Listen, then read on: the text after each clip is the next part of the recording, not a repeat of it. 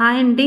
మనం రీసెంట్ టైమ్స్‌లో global warming అని, ఎక్స్‌ట్రీమ్ చేంజెస్ అని, సడెన్ చేంజెస్ అని, సైక్లోన్స్ అని ఇలా వింటున్నాం కదా! అసలు గ్లోబల్ వార్మింగ్ ఎందుకొస్తుందండి? మనం చెట్ల నుంచి వచ్చిన ఆక్సిజన్ తీసుకొని, బయటికి వదిలిన కార్బన్ డయాక్సైడ్‌ని చెట్లు తీసుకొని, మళ్ళా మనకి మంచి ఆక్సిజన్ ఇస్తాయి. కానీ మనం వదిలిన కార్బన్ డయాక్సైడ్ తీసుకోవడానికి అవసరమైన చెట్లు ఈ మధ్యన మనకి కనిపించడం లేదు. సో, మనం వదిలిన కార్బన్ డయాక్సైడ్‌ని మనమే తీసుకోవాల్సొస్తుంది. అదే కార్బన్ డయాక్సైడ్‌తో చుట్టూ అయిపోతే మనకి గ్లోబల్ వార్మింగ్ రాక ఏమవుతుందండి? ఖచ్చితంగా వస్తుంది. మనం పిల్లలకి అది ముందు నుంచి వాళ్ళకి అర్థమయ్యేటట్టుగా ఎక్స్‌ప్లెయిన్ చేయాలనమాట. గ్లోబల్ వార్మింగ్ వస్తుంది, మీరు చెట్లు నాటండి అంటే ఎవ్వరు వినరండి.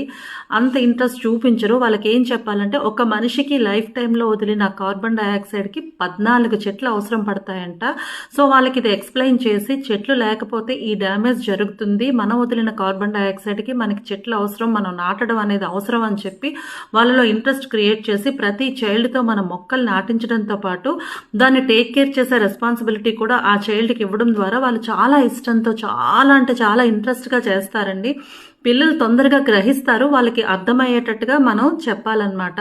సో, ఈ సడన్ చేంజెస్, సైక్లోన్స్, ఈ గ్లోబల్ వార్మింగ్స్ తగ్గాలంటే మనం చేయాల్సింది ఏంటంటే మన ప్రకృతిని మనం కాపాడుకోవాలి. అంటే ప్రతి ఒక్కరు చెట్లు నాటడంతో పాటు ఉన్న చెట్లను కొట్టకుండా మన నేచర్‌ని మనం కాపాడుకోవాలి. మీరేమంటారు? నా కింద కామెంట్స్